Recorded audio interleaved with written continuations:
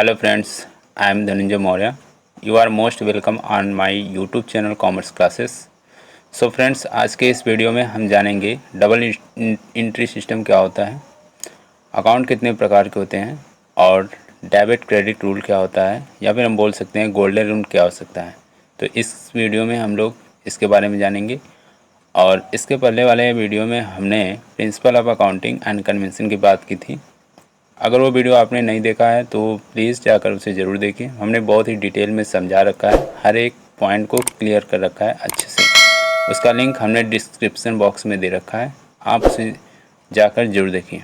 तो चलिए, without wasting your time हम वीडियो को स्टार्ट करते हैं। सो फ्रेंड्स, हम स्टार्ट करते हैं। हमारा टॉपिक है डबल एंट्री सिस्टम। सबसे पहले हम देखेंगे हिस्ट्री क्या होती है, इसकी शुरुआत किसने की और कब हुई है, इसके बारे में जानेंगे। History of double entry system. The double entry system is considered to be the complete scientific and best system of accounting. ये सिस्टम क्या बोलता है कि यह डबल एंट्री सिस्टम कंप्लीट और साइंटिफिक और बेस्ट सिस्टम है अकाउंटिंग के लिए। अकाउंटिंग के लिए डबल एंट्री सिस्टम जो है बहुत ही कंप्लीट और साइंटिफिक और सबसे बेस्ट सिस्टम कहलाता है, सबसे बेस्ट सिस्टम है, right. The system was invented in 1494 in the city of Venice, Italy. तो ये सिस्टम की शुरुआत हुई है इटली के एक शहर वेनिस में 1494 में। तो इस सिस्टम की शुरुआत कब हुई है? 1494 में इटली का एक शहर है वेनिस, उसमें हुआ था। अब priest name of Lucas Pacioli did it. इसको इन्वेंट किसने किया था? जिसका नाम था लूकास पेसियोली था। बेसिकली इन्होंने ही डबल एंट्री सिस्टम की शुरुआत की थी।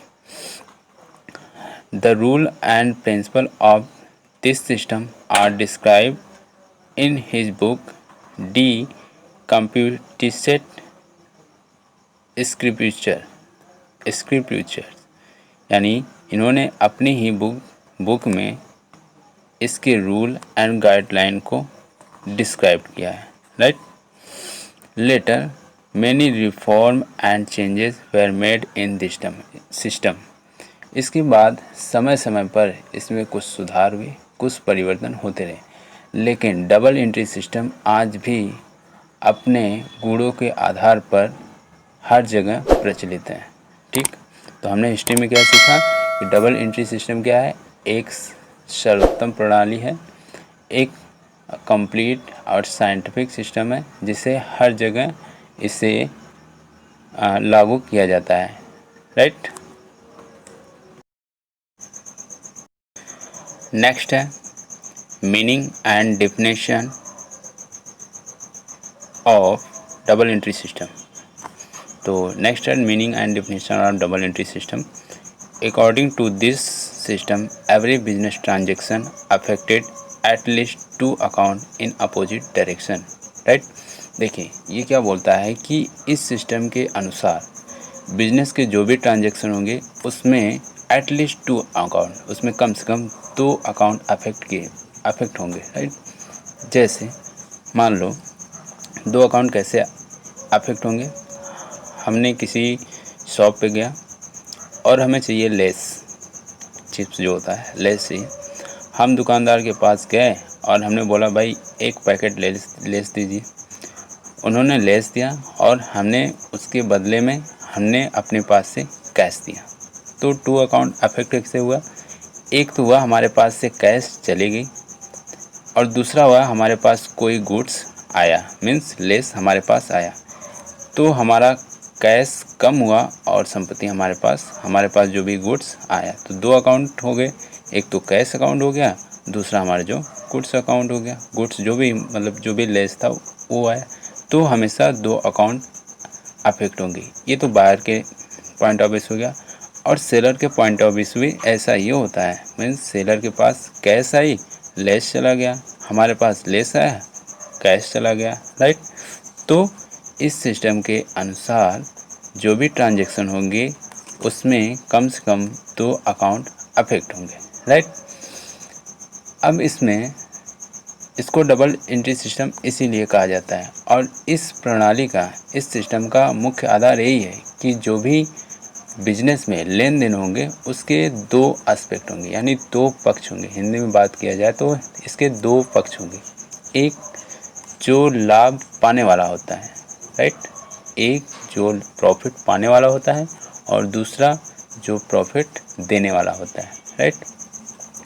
अब प्रत्येक जो ट्रांजैक्शन होंगे, इसमें एवरेज जो ट्रांजैक्शन होंगे उसके दोनों पक्षों को अलग अलग लेखा किया जाता है, अलग अलग अकाउंट किया जाता है। मीन्स कैश का अकाउंट कैश की बुक में, गुड्स का अकाउंट गुड्स की बुक में, परचेज का अकाउंट परचेज बुक में एंट्री की जाएगी, राइट। तो इसके जो भी ट्रांजैक्शन होंगे उसका अलग अलग लेखा किया जाता है। लेकिन डबल एंट्री सिस्टम का मतलब ये नहीं है कि हर एक ट्रांजैक्शन को दो बार लेखा किया जाएगा, 2 बार रिकॉर्ड किया जाएगा, ऐसा नहीं होता है, राइट। ये बात समझने वाली बात है कि ऐसा नहीं कि हर अकाउंट को 2 बार हम एंट्री चढ़ाएंगे, ऐसा नहीं होता। हाँ, उसके 2 एस्पेक्ट होते हैं, ऐसा होता है, ठीक।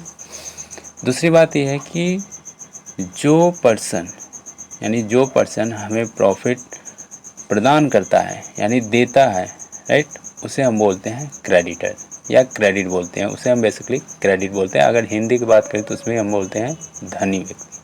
और जो पर्सन लाभ प्राप्त करता है उसे हम बोलते हैं डेबिटर या फिर हिंदी में ऋणी बोलते हैं, राइट। इसके लिए मैंने एक छोटा सा एग्जांपल ले रखा है, आपको अच्छे से क्लियर होगा। देखते हैं एग्जांपल क्या है। देखिए, if someone ट्रांजेक्ट a purchase of A drink, ठीक है, कुछ ने हमने परचेज किया एक drink from A local store से, किसी लोकल स्टोर से हमने एक बॉटल ड्रिंक परचेज किया। ही पे कैश टू द शॉपकीपर, और उसने शॉपकीपर को कैश पे किया। बस वही एग्जांपल है, लेस की जगह इसमें ड्रिंक हो गया। मान लो हमें कोल्ड ड्रिंक लेना था, हम शॉपकीपर के पास गए और हमने परचेज़ किया एक कोल्ड ड्रिंक। अब जब वो उन्होंने कोल्ड ड्रिंक दिया हमने उसको कैश पे किया, right. In return he get a bottle of drink, ठीक है, हमने उन्हें कैश दिया और उसके बदले में उन्होंने हमें क्या किया, बॉटल ऑफ ड्रिंक, उस ड्रिंक का बॉटल दिया, राइट। अब इसमें क्या हुआ है, this simple transaction has to affect from the perspective of both the buyer as well as the seller. अब इसमें बोल रहा है कि इसमें जो 2 ट्रांजेक्शन हुए हैं, 2 अफेक्ट हुए हैं, उसमें बायर के साथ साथ सेलर भी होता है, दोनों अफेक्टेड होते हैं, ठीक है। तो दोनों अफेक्टेड कैसे होते हैं, एक तो बायर जो हम कैश दिया सेलर को और सेलर से सामान लिया, दूसरा सेलर जो बायर से कैश लिया और सामान दिया, ठीक है। तो एक ट्रांजेक्शन में दोनों लोग अफेक्ट होते हैं, राइट। अब इस केस में क्या होता है, the buyers cash balance would decrease by the amount of the cost of purchase, while on the other hand he will acquire a bottle of drink। यानी इसमें क्या बोला कि कैश की जो बैलेंस होती है वो डिक्रीज़ होता है। क्यों डिक्रीज़ होता है, क्योंकि हमारे पास से कैश चली जाती है, यानी कोई सामान हम परचेज करते हैं उसके बदले में हम कैश दे देते हैं। मीन्स मान लो हमारे पास 1000 रुपीज़ थी, हमने 2200 का कोई सामान परचेज़ किया तो हमारे पास 2000 चली गई, मीन्स हमारे पास 800 बचा है, सॉरी 200 चली गई और 800 बचा है, मीन्स हमारे पास जो भी कैश की वैल्यू थी वो डिक्रीज हो जाती है, right. Conversely that seller will be one drink short thought his cash balance should increase by the price of the drink. उसी तरह जो बायर होगा उसका कैश का बैलेंस जो होता है वो इंक्रीज हो जाता है। इंक्रीज क्यों हो जाता है, क्योंकि उसको कैश मिलता है। कैश किस फॉर्म में मिलता है, वो ड्रिंक ऑफ प्राइस, ड्रिंक यानी जो बॉटल ऑफ ड्रिंक होगा उसके प्राइस की वजह से उसके पास कैश आती है और उसका कैश बैलेंस इंक्रीज हो जाता है। और जो बायर होता है उसके पास से कैश चली जाती है, इसलिए उसका कैश बैलेंस डिक्रीज हो जाता है, राइट। तो ये सिस्टम क्या बोलता है कि इसके 2 एस्पेक्ट होते हैं, एक डेबिट होता है, एक क्रेडिट होता है। जो व्यक्ति लाभ प्राप्त करता है उसे हम लोग डेबिटर बोलते हैं, डेबिट बोलते हैं, हिंदी में ऋणी बोलते हैं। और जो व्यक्ति प्रॉफिट प्रदान करता है, देता है, उसे हम लोग बोलते हैं क्रेडिट बोलते हैं, क्रेडिटर बोलते हैं, या फिर हिंदी में धनी बोलते हैं। ओके, अब हम पढ़ेंगे rule of debit and credit according to double entry system. यानी डबल एंट्री सिस्टम के अकॉर्डिंग डेबिट और क्रेडिट रूल क्या होता है, इसके बारे में हम जानेंगे। देखिए, इसके बारे में जानने के लिए बेसिकली इन्होंने अकाउंट को डिस्क्राइब किया है।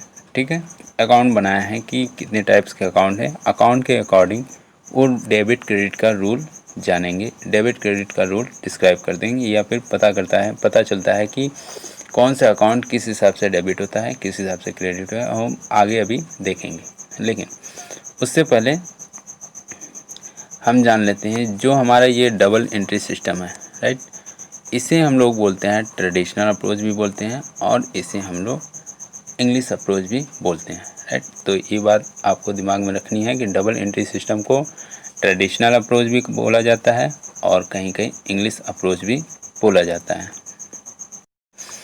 तो बेसिकली हमारे पास दो प्रकार के अकाउंट होते हैं। First is personal account, second is impersonal account. लेकिन कुछ लोग तीन प्रकार के बोल देते हैं, पर्सनल अकाउंट, रियल अकाउंट और नॉमिनल अकाउंट। हाँ, ये तीनों प्रकार के होते हैं, बट अगर सही तरीके से देखा जाए तो दो प्रकार के होते हैं। फर्स्ट इज़ पर्सनल अकाउंट, जिसमें आते हैं नेचुरल पर्सन। तीन प्रकार के होते हैं personal account. First is natural person account, second is artificial person account, और third is representative person account. ठीक है, और सेकंड में आते हैं इम्पर्सनल अकाउंट। इम्पर्सनल अकाउंट में आते हैं दो account, first is real account and nominal account. इसको हम बारी बारी से देखेंगे, बट आपको ध्यान रखना है जब भी कभी क्वेश्चन अराइज हो तो वहाँ पे आप बोलेंगे कि अकाउंट टू टाइप होते हैं, फर्स्ट इज पर्सनल अकाउंट और second is impersonal account. Second में इम्पर्सनल अकाउंट में टू टाइप्स होते हैं, real account and nominal account. अब जानते हैं कि पर्सनल अकाउंट क्या होता है। देखिए, पर्सनल अकाउंट मीन्स पर्सन का अकाउंट। सीधे सीधे इसका मीनिंग होता है कि जो पर्सनल अकाउंट होता है, सीधा सा मतलब है कि पर्सन अकाउंट, जो भी पर्सन होगा उसका जो अकाउंट होगा वो हम पर्सनल अकाउंट में काउंट करेंगे, राइट। छोटी सी डिफिनेशन समझते हैं पहले। The account which relate to an individual, firm, company और an institution are called personal account. ठीक है, तो ये क्या बोलता है कि वे अकाउंट जो किसी इंडिविजुअल मतलब नेचुरल पर्सन, किसी व्यक्ति की बात करते हैं। इंडिविजुअल कोई फर्म हो गया। अब फर्म क्या हो गया भाई, ये इंडिविजुअल है, ये नेचुरल है? नहीं, ये आर्टिफिशियल है, बट इसे क्रिएट किया गया है कौन? नेचुरल पर्सन के द्वारा क्रिएट किया गया था। उसी तरह कंपनी भी एक आर्टिफिशियल पर्सन है, लेकिन ये पर्सन है इसलिए पर्सनल अकाउंट में कंसीडर किया जाता है। और an institution are called personal account, यानी इस अकाउंट में जो इंडिविजुअल होगा, फर्म होगा, कंपनी होगा, इंस्टीट्यूशन होगा, उसे हम लोग पर्सनल अकाउंट के कैटेगरी में रखेंगे, right. For example, creditor account हो गया, डेटर अकाउंट हो गया, कैपिटल अकाउंट हो गया, ड्राइंग अकाउंट हो गया एंड बैंक अकाउंट हो गया। देखिए, क्रेडिटर अकाउंट क्या होता है? क्रेडिटर अकाउंट जिन्होंने हमने या जिसे हमने पैसे चुकाने हैं, राइट। ऐसा व्यक्ति जिससे हमने कोई उधार लिया है, लोन लिया है, उसको हमें पैसे चुकाने हैं। तो कोई व्यक्ति है, कोई पर्सन है, कोई नेचुरल पर्सन है, इंडिविजुअल है ना, तो उसका अकाउंट क्रेडिटर अकाउंट, उसे हम क्रेडिटर अकाउंट से नाम से जाते हैं और उसे हम लोग पर्सनल अकाउंट में कंसीडर करते हैं, राइट। उसी तरह डेटर होता है। डेटर क्या होता है? जिससे हमें पैसे लेने हैं, ठीक है, वो हमारा डेटर है। वो भी डेटर है एक तरह का, वो भी तो पर्सन है, कोई व्यक्ति ही है, तो वो भी तो कोई व्यक्ति है, कोई नेचुरल पर्सन है जिससे हमें पैसे लेने हैं, तो उसे हम लोग बोलते हैं डेटर अकाउंट। उसको भी हम लोग पर्सनल अकाउंट में कंसीडर करते हैं। कैपिटल अकाउंट क्या होता है? जब हमारा मालिक बिजनेस का जो ओनर होता है, बिजनेस में जब पैसे डालता है, पैसे लाता है बिजनेस में, तो बिजनेस अपने यहाँ लायबिलिटी साइड में एज ए कैपिटल ट्रीट करता है। ऐसा क्यों करता है? क्योंकि हमने पढ़ा था अकाउंटिंग कॉन्सेप्ट में कि बिजनेस का अपना खुद का एंटिटी होता है। बिजनेस एंटिटी कॉन्सेप्ट में हमने पढ़ा था, बिजनेस का खुद एंटिटी होता है। बिजनेस अपने आप को, जो ओनर का पैसा रखता है, वो एज ए कैपिटल ट्रीट करता है। यानी ओनर अलग एंटिटी होता है और बिजनेस का खुद का एंटिटी होता है, राइट। इसलिए बिजनेस में जो भी पैसे आते हैं, उसे अगर ओनर का पैसा है तो उसे business as a capital treat करता है। तो कैपिटल अकाउंट पर्सनल अकाउंट में क्यों आता है? क्योंकि किसी पर्सन के द्वारा ही ये अफेक्ट होता है, किसी पर्सन के द्वारा ही पैसे लाए जाते हैं, इसलिए इसे पर्सनल अकाउंट में ट्रीट किया जाता है। नेक्स्ट है ड्राइंग। ड्राइंग क्या होता है कि जब बिजनेस का ओनर जो होते हैं अपने पर्सनल यूज़ के लिए पैसे निकालता है। यहाँ भी ओनर ही की बात हो रही है, यहाँ भी ओनर की बात हो रही है, इसलिए दोनों पर्सन है, इसलिए इसको यहाँ पे ट्रीट किया जाता है। और लास्ट है बैंक अकाउंट। बैंक क्या होता है कि बैंक में सभी खाते नेचुरल ही होते हैं, नेचुरल पर्सन के ही तो होते हैं, किसी इंडिविजुअल के खाते ही होते हैं, इसलिए इसे यहाँ भी पर्सनल अकाउंट में कंसीडर करते हैं। तो बेसिकली हमने क्या सीखा कि जो पर्सनल अकाउंट होते हैं वे पर्सन से रिलेट करते हैं, राइट। चाहे वो नेचुरल पर्सन हो, आर्टिफिशियल हो, या फिर रिप्रेजेंटेटिव हो। आगे हम इसकी बात डिटेल में करते हैं कि इसका टाइप क्या है।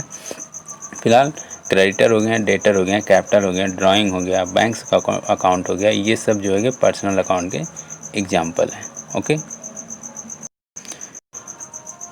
अब हम सीखते हैं rule of debit and credit of personal account. Personal account के डेबिट और क्रेडिट रूल क्या है, इसके बारे में जानते हैं। देखिए, पर्सनल अकाउंट पर्सन से रिलेट करता है, तो वो पर्सन, वो व्यक्ति जो रिसीव करता है उसे बोलते हैं डेबिट या डेटर बोलते हैं, और जो देता है उसे बोलते हैं क्रेडिट और क्रेडिटर बोलते हैं, ठीक है।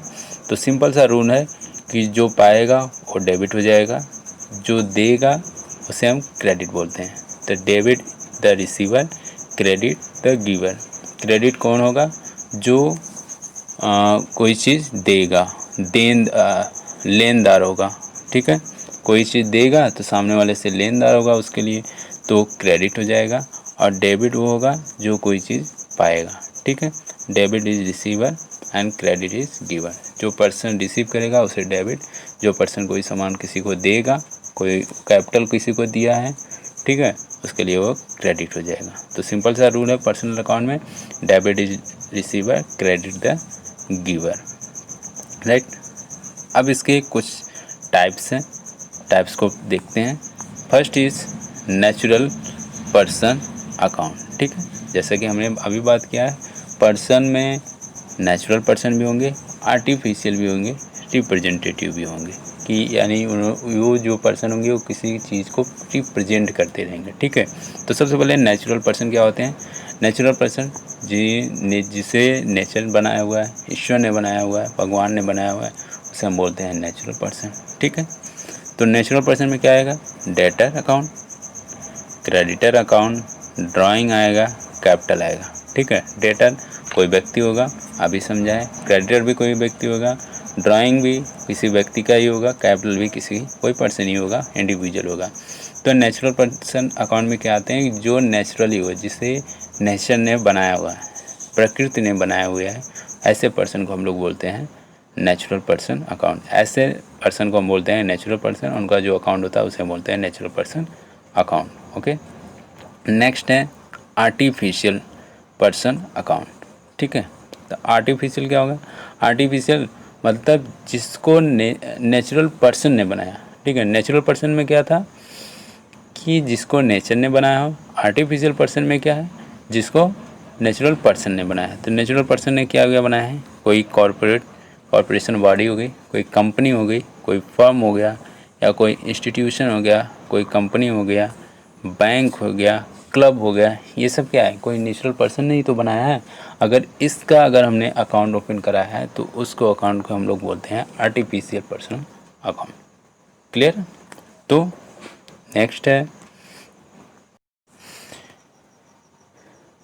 लास्ट है representative personal account. Representative personal account क्या होते हैं? ऐसे पर्सन जो किसी ग्रुप को, किसी चीज़ को रिप्रेजेंट करते हैं, ठीक है। एक्चुअली वो होते नहीं, बट वो रिप्रेजेंट करते हैं, हाँ ये है, ठीक है। तो जिसमें फर्स्ट है आउटस्टैंडिंग एक्सपेंसेस। आउटस्टैंडिंग एक्सपेंसेस मतलब जो खर्चे हुए हैं बट अभी हमें मिला नहीं है, रियलाइज़ नहीं हुआ है, तो हम उसे दिखा देते हैं आउटस्टैंडिंग एक्सपेंसेस। अब वो क्या है, वो एक तरह से रिप्रेजेंट कर रहा है कि हाँ हमसे उस पैसे, हम उस व्यक्ति से इतने पैसे लेने हैं, आउटस्टैंडिंग है, बकाया है, राइट। तो आउटस्टैंडिंग एक्सपेंसेस हो गया। नेक्स्ट है प्रीपेड एक्सपेंस। इसी तरह प्रीपेड एक्सपेंसेस होता है। अक्रूड इनकम हो जाता है।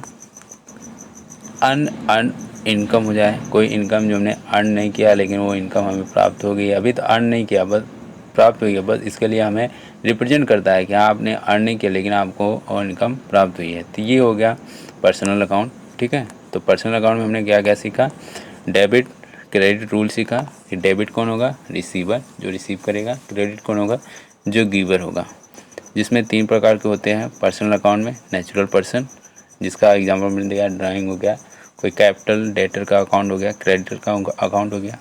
आर्टिफिशियल पर्सन, जो कॉरपोरेशन बॉडी, जिसको नेचुरल पर्सन ने क्रिएट किया है, कोई फर्म हो गया, कोई इंस्टीट्यूशन का अकाउंट है, तो आर्टिफिशियल हो गया। रिप्रेजेंटेटिव यानी ऐसे पर्सन लोग को जो किसी चीज़ को प्रेजेंट करते हैं, ठीक है। जैसे ऐसे पर्सन जो रिप्रेजेंट करते हैं किसी ग्रुप को, किसी पर्सन को, राइट, उसे हम लोग बोलते हैं रिप्रेजेंटेटिव पर्सनल अकाउंट। क्लियर। अब नेक्स्ट बात करते हैं इम्पर्सनल अकाउंट का। हमने कहा था अकाउंट 2 टाइप्स होते हैं। फर्स्ट इज पर्सनल अकाउंट, अभी हमने क्लियर किया। Second is impersonal account. अब इम्पर्सनल अकाउंट में अकाउंट 2 टाइप्स के होते हैं, रियल अकाउंट और एक नॉमिनल अकाउंट, ठीक है। तो रियल मतलब कोई रियल, बिल्कुल रियल, यानी कोई संपत्ति है, ठीक है, जो मेरे हाथ में, ये रियल अकाउंट है, ठीक है। अब रियल अकाउंट क्या होता है, इसके बारे में देखिए क्या लिखा है। रियल अकाउंट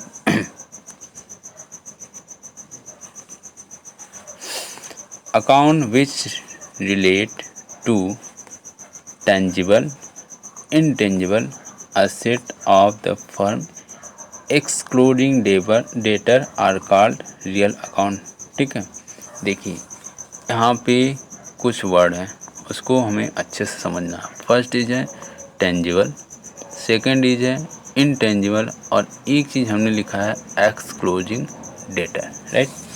तो सबसे पहले रियल अकाउंट क्या होता है? वे अकाउंट जो रिलेट करते हैं, किससे रिलेट करते हैं? किसी असेट से। अब असेट कौन है? या तो टेंजिबल है या इनटेंजिबल है। किसी फर्म की असेट जो टेंजिबल और इनटेंजिबल है, अगर उससे ये रिलेट कर रही है, उस अकाउंट से रिलेट कर रही है, तो उस अकाउंट को हम लोग बोलेंगे रियल अकाउंट, ठीक है। अब इसमें एक वर्ड है एक्सक्लूडिंग डेटर। एक्सक्लूडिंग डेटर क्यों भाई, एक्सक्लूड क्यों है?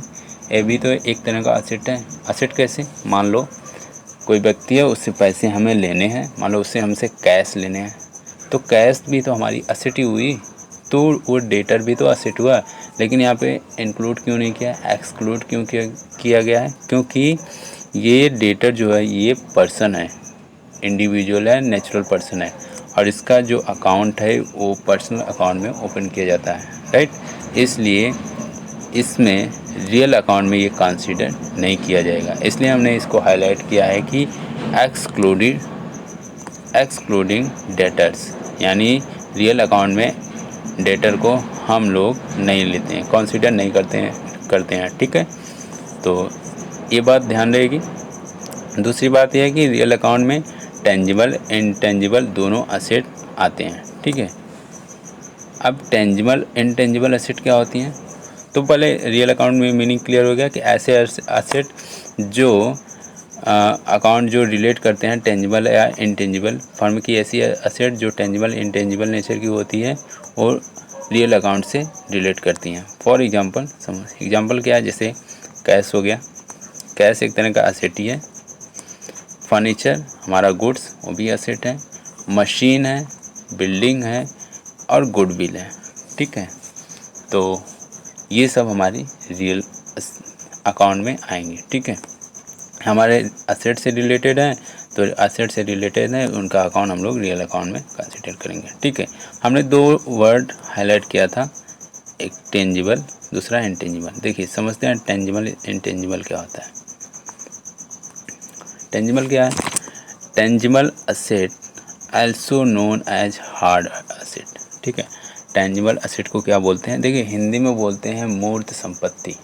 ठीक है, हिंदी में बोलते हैं मूर्त संपत्ति, और जो इनटेंजिबल असेट होता है इसे बोलते हैं अमूर्त संपत्ति, हिंदी में बोलते हैं। ठीक है, तो टेंजिबल असेट क्या होता है कि इसे हार्ड असेट भी बोलते हैं। Are physical item with a clear purchase value used by the business to produce goods in service।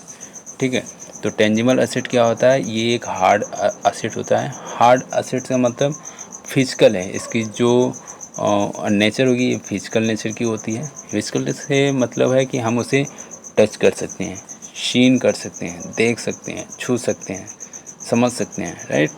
और उसकी एक परचेज वैल्यू होगी। ठीक है, उसकी एक परचेज वैल्यू होगी, और जब उसे हम बिजनेस में लाएंगे तो उससे हम कुछ ना कुछ गुड्स या कुछ ना कुछ सर्विस प्रोड्यूस करेंगे, राइट। तो टेंजिबल असेट क्या होती है?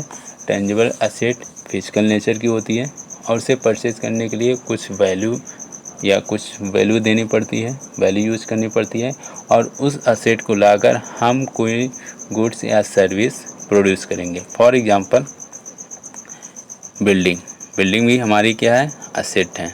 अब बिल्डिंग में लाएंगे तो वहाँ पे हम अपने बिजनेस को स्टार्ट कर सकते हैं, बिजनेस को इस्टेब्लिश कर सकते हैं। ठीक है, यानी कुछ ना कुछ हम उससे प्रोड्यूस करेंगे। जब मशीन हो गया, मशीन भी लाएंगे, या फर्नीचर लाएंगे, उससे हम कोई गुड्स कोई सर्विस प्रोड्यूस करेंगे, राइट। तो ये सब क्या है? ये सब टेंजिबल नेचर की है। टेंजिबल नेचर का मतलब बेसिकली आप इतना ध्यान रखिए कि ये फिजिकल फॉर्म में होती है, ये हार्ड असेट होती है, और इसे हम लोग सीन कर सकते हैं, टच कर सकते हैं, फील कर सकते हैं, राइट। वो होती है हमारी टेंजिबल असेट, और इसे हिंदी में बोलते हैं मूर्त संपत्ति। ठीक, नेक्स्ट है इनटेंजिबल असेट। इनटेंजिबल असेट क्या होती है? हिंदी में बोलते हैं अमूर्त संपत्ति। अब ये क्या होती है? N intangible asset is an asset that is not physical in nature. ठीक है, सिंपल सी बात है कि ये फिजिकल फॉर्म में नहीं होती है। अगर फिजिकल फॉर्म में नहीं है तो हम इसे देख भी नहीं सकते हैं, छू भी नहीं सकते हैं। ठीक है, तो ये अमूर्त है, दिखने वाली चीज़ें नहीं हैं, तो इसे हम बोलते हैं इनटेंजिबल असेट। तो भाई दिखने वाली चीज़ ही नहीं है, कुछ है ही नहीं, तो असेट का है भाई है। जैसे गुडविल हो गया, किसी कंपनी का ब्रांड हो गया। ठीक है, कोई इंटेलेक्चुअल प्रॉपर्टी हो गई, जैसे पेटेंट हो गया, ट्रेडमार्क हो गया, कॉपीराइट हो गया, ये सब क्या है? इंटेंजिबल असेट होते हैं। गुडविल क्या होता है? बेसिकली गुडविल मतलब गुड नेम्स, किसी बिजनेस का अच्छा नाम जिस पे वो कमाई कर रहा है, मोस्ट प्रॉफिट कमा रहा है, अच्छा प्रॉफिट कमा रहा है, उसे हम बोलते हैं गुडविल। जैसे पार्ले हो गए, पार्ले का अपना एक गुडविल है, उस गुडविल के आधार पे बहुत सारे प्रोडक्ट इंक्रीज़ करते जा रहा है, और आफ्टर देन प्रॉफिट अर्न कर रहा है। यहाँ पे बोलते हैं अमूल, अमूल में भी बहुत सारे प्रोडक्ट अर्न कर रहा है, अपना एक ब्रांड है उसका अमूल, उसके उसके अपने गुडविल के नेचर पे, अपने ब्रांड के नेचर पे वो जो है कि अपनी प्रॉफिट को इंक्रीज़ कर रहा है, तो वो भी तो उसकी असेट ही हुई, बट वो असेट इनटेंजिबल नेचर की होती है। इनटेंजिबल नेचर की है, मीन्स हमें दिखती नहीं है, फिजिकल फॉर्म में नहीं है, राइट। या फिर इंटेलेक्चुअल प्रॉपर्टी, जैसे पेटेंट हो गया, कोई कंपनी है वो अपने ब्रांड का पेटेंट करवा रखा है, ट्रेडमार्क ले रखा है, या फिर कॉपीराइट रखा है, तो वो सब भी हमारी एक असेट होती हैं। बट ये जो असेट होती हैं ये इनटेंजिबल नेचर की होती हैं, मीन्स ये फिजिकल फॉर्म में नहीं होते, हमारे नेचर में फिजिकल फॉर्म में नहीं होते। हाँ, इसे हम लोग फील कर सकते हैं, महसूस कर सकते हैं, जान सकते हैं, बट इसे हम सी या टच नहीं कर सकते हैं, राइट। तो दो चीज़ें क्लियर। टेंजिबल असेट क्या होती है? जिसको हम फिजिकल फॉर्म में ला सकते हैं, और इनटेंजिबल असेट क्या होती है? जिसे हम फिजिकल फॉर्म में नहीं ला सकते हैं, वो हमारे नेचर में नहीं होता है, राइट। ओके, अब इसका डेबिट क्रेडिट रूल क्या होता है? Debit credit rule of real account. तो सिंपल सा इसका रूल होता है, राइट, बहुत ही simple. Debit was comes in and credit was goes out. ठीक है, सिंपल सा मीनिंग है कि जो भी बिजनेस में असेट आएगी उसे हम डेबिट कर देंगे और जो भी बिजनेस से असेट जाएगी उसे हम लोग क्रेडिट कर देंगे, राइट। जैसे फॉर एग्जांपल मान लो हमने कोई फर्नीचर परचेज़ किया, ठीक है, फर्नीचर परचेज़ किया और उसके बदले में क्या हुई, कैश चली गई हमारे पास से कोई फर्नीचर आया और कैश चली गई। तो फर्नीचर आया तो फर्नीचर अकाउंट डेबिट हो जाएगा, कैश गया कैश अकाउंट क्रेडिट हो गया, furniture account debit to cash account, right. तो सिंपल हो गया कि रियल अकाउंट में डेबिट क्रेडिट रूल क्या होता है, debit was come in credit was goes out. Personal में क्या था, पर्सनल अकाउंट में क्या था कि वो व्यक्ति जो पाएगा वो डेबिट हो जाएगा और जो कोई सामान देगा उसे हम लोग क्रेडिट बोलेंगे। क्लियर। तो दो अकाउंट था, दोनों अकाउंट क्लियर हो गए। पहला था personal account, debit was receiver, credit was credit was giver. और रियल अकाउंट में क्या था, debit was come in credit was गोड आउट। Clear, okay. अब नेक्स्ट आता है नॉमिनल अकाउंट। अभी हमारा लास्ट पार्ट है नॉमिनल अकाउंट का। पर्सनल अकाउंट क्लियर हो गए, रियल अकाउंट क्लियर हो गए। अब है नॉमिनल अकाउंट। नॉमिनल अकाउंट में क्या है कि account which relate to expense, losses, gain, revenue etc. ठीक है, इस अकाउंट में बेसिकली क्या आता है, इनकम आता है और लॉसेस आते हैं। ठीक है, गेन आता है, प्रॉफिट आता है, एक्सपेंसेस आते हैं, लॉसेस आएंगे। ठीक है, तो पहले अकाउंट में पर्सनल अकाउंट में पर्सन आएंगे, रियल अकाउंट में असेट आएंगी, नॉमिनल अकाउंट में खर्चे और फ़ायदे आते हैं। ठीक है, तो ये अकाउंट किससे रिलेटेड है, ये अकाउंट रिलेटेड है एक्सपेंसेस से, लॉसेस से, गेन या रेवेन्यू से या इनकम से रिलेटेड है। जैसे फॉर एग्जांपल सैलरी पेड, हमारे कंपनी में हमारे बिजनेस में एम्प्लॉय काम करते थे, हमने उन्हें सैलरी पेड किया। अब सैलरी एक तरह का मेरा खर्चा है, एक तरह का एक्सपेंसेज है, राइट। तो ये कहाँ पे हम कंसीडर करेंगे, नॉमिनल अकाउंट में। रेंट पेड किया, ये भी मेरा खर्चा है, ये भी मेरा नुकसान है एक तरह का, तो ये भी नॉमिनल अकाउंट में जाएगा।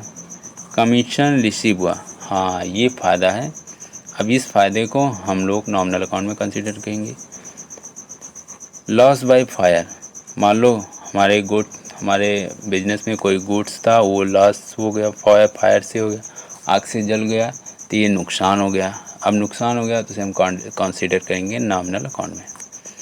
इंटरेस्ट रिसीव हुआ, ब्याज मिला, फ़ायदा है भाई, फ़ायदा है तो नॉमिनल अकाउंट में कंसीडर करेंगे। तो फाइनल हो गया कि नॉमिनल अकाउंट में कौन कौन आएंगे, जो नुकसान होंगे या जो फ़ायदे होंगे उसे हम नॉमिनल अकाउंट में कंसीडर करेंगे। अब इसका रूल क्या बोलता है कि डेबिट ऑल एक्सपेंसेस और लॉसेस। डेबिट कौन होगा, जितने भी खर्चे होंगे, जितने भी नुकसान होंगे, जितने भी एक्सपेंसेस होंगे, ठीक है, उनको हम डेबिट करेंगे और जितने भी फ़ायदे होंगे उसे हम लोग क्रेडिट करेंगे। क्लियर। तो नॉमिनल अकाउंट में जो भी खर्चे होंगे, जो भी नुकसान होंगे उसे डेबिट, जो भी फ़ायदे होंगे, जो भी इनकम होंगे, जो भी रेवेन्यू जनरेट होगी उसे हम लोग क्रेडिट करेंगे, राइट। अब आता है हमारा गोल्डन रूल। बेसिकली वही जो हमने सीखा वही है रूल होता है, उसी को हम लोग बोलते हैं गोल्डन रूल। देखिए ये हमारे अकाउंटिंग की जान होती है, अगर ये हमें अच्छे से क्लियर हो गया तो समझ लीजिए अकाउंट तो 50% हमने अच्छे से क्लियर कर लिया, क्योंकि ज़्यादातर लोग उनको इसी में प्रॉब्लम होता है कि अकाउंट क्या होता है और वो क्लियर नहीं कर पाते हैं कि कौन सा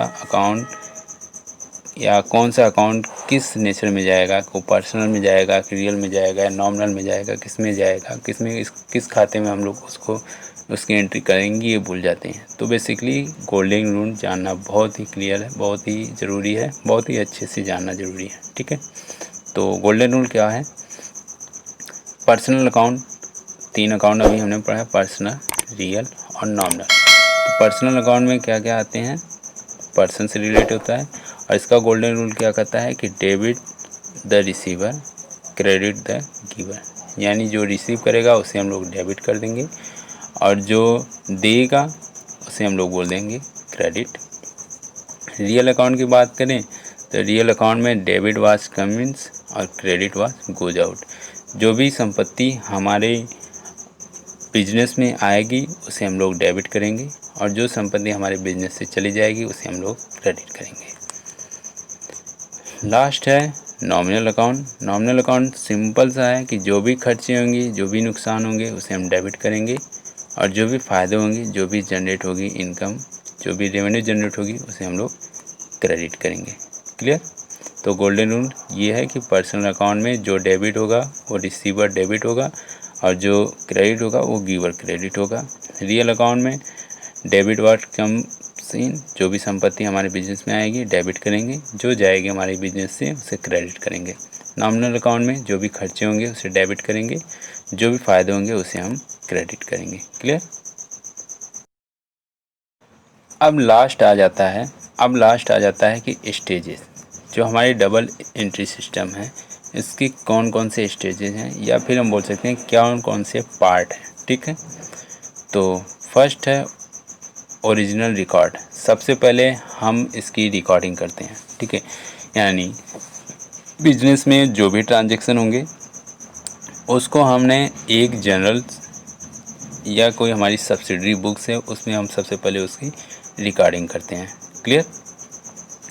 हालांकि हम इसका सेकेंड पार्ट भी बनाएंगे और उसमें सीखेंगे इसकी रिकॉर्डिंग कैसे की जाती है, डबल एंट्री सिस्टम के एडवांटेज क्या है और डिसएडवांटेज क्या है इसके बारे में, एडवांटेज क्या है डिसएडवांटेज क्या है इसके बारे में जानेंगे। ठीक है, तो 3 स्टेज होते हैं। फर्स्ट स्टेज ये है कि ओरिजिनल रिकॉर्ड, यानी जो भी बिजनेस का ट्रांजेक्शन होंगे उसे ओरिजिनली तौर पे हम अपने जर्नल बुक्स में रिकॉर्ड करेंगे, सब्सिडरी बुक्स में रिकॉर्ड करेंगे। इसके बाद हम जर्नल क्या होता है इसके बारे में हम डिटेल में बात करेंगे अपने आने वाले वीडियो में। ठीक है, सेकंड स्टेज है क्लासिफिकेशन, क्लासीफाइड करना। अब क्लासीफाइड कहाँ करेंगे? लेजर में करेंगे। हाँ, इससे हम बहुत डिटेल में पढ़ाए थे अपनी सेकंड वीडियो में। ठीक है, जिसमें हम अकाउंटिंग का मीनिंग डिफिनेशन की बात कर रहे थे, वहाँ पे हम क्लासिफिकेशन, समराइजिंग और ये सब रिकॉर्डिंग, ये सब की बातें बहुत डिटेल में किए थे। ठीक है, उसका वीडियो अगर नहीं देखा है तो आप ज़रूर देखिएगा एक बार। तो फर्स्ट स्टेज था रिकॉर्डिंग करने का, सेकंड स्टेज है क्लासिफिकेशन, उसको क्लासीफाई करना, और थर्ड स्टेज आता है हमारा समरी का। बेसिकली समरी क्या आती है, इसमें हम लोग ट्रायल बैलेंस बनाएंगे। ट्रायल बैलेंस क्या होता है? हमारी एक समरी होगी। ठीक है, समरी के आधार पे हम लोग ट्रेडिंग अकाउंट बनाएंगे और प्रॉफिट एंड लॉस अकाउंट बनाएंगे। प्रॉफिट, देखिए जो ट्रेडिंग अकाउंट होता है उससे हमें ग्रॉस प्रॉफिट अर्न होगा, ग्रॉस प्रॉफिट फाइंड होगा, लेकिन हमें नेट प्रॉफिट पता करने के लिए हम लोग पिनल अकाउंट बनाएंगे। क्लियर है? तो तीसरे स्टेज में समरी है, सबसे पहले ट्रायल बैलेंस बनेगा, फिर ट्रेडिंग अकाउंट बनाएंगे जिससे हमें ग्रॉस प्रॉफिट फाइंड आउट होगा, फिर पिनल अकाउंट बनाएंगे, प्रॉफिट एंड लॉस अकाउंट बनाएंगे जिससे हमें नेट प्रॉफिट होगा। देन आफ्टर हम लोग बैलेंस शीट क्रिएट करेंगे जो हमारे कंपनी की, हमारे बिजनेस की फाइनेंशियल पोजीशन बताती है। ठीक है, कंपनी की फाइनेंशियल स्थिति कैसी है, पोजीशन कैसी है, हमारे कंपनी के बैलेंस शीट के द्वारा हमें पता चलता है कि हमारी कंपनी में कितनी एसेट है, कितनी लायबिलिटी है, हमारी कंपनी की बिजनेस पोजीशन कितनी है, कैसी है, इस सब बारे में हमें पता चलता है। ठीक है, तो बेसिकली इसके 3 स्टेजेज हैं। फर्स्ट स्टेज में ओरिजिनल रिकॉर्ड करेंगे, जनरल एंट्री, उसके सब्सिडरी बुक में ट्रांजेक्शन को रिकॉर्ड करते हैं, फिर क्लासीफाई करते हैं थ्रू लेजर के थ्रू। ठीक है, सेकंड में समरी है, ट्रायल बैलेंस बनाते हैं, ट्रेडिंग एंड पिनल अकाउंट बनाते हैं और बैलेंस शीट बनाते हैं। ओके फ्रेंड्स, आज का लेक्चर यहीं पे कंप्लीट होता है और ये वीडियो आपको कैसा लगा आप ज़रूर बताइएगा। अगर आपको अच्छा लगा, हेल्पफुल है आपके लिए, तो लाइक ज़रूर कीजिएगा, और अगर आप हमारे चैनल पर न्यू है देन सब्सक्राइब ज़रूर कीजिएगा और बेल आइकन को प्रेस कीजिएगा ताकि फ्यूचर में आने वाले वीडियो को टाइम टू टाइम अपडेट आपको मिलती रहेगी। सो फ्रेंड्स, अगर कोई प्रॉब्लम भी नज़र आए तो आप इसके लिए भी कमेंट कर सकते हैं ताकि हम अपने प्रॉब्लम को आने वाले वीडियो में और भी सुधार कर सकें। Okay, so thank you.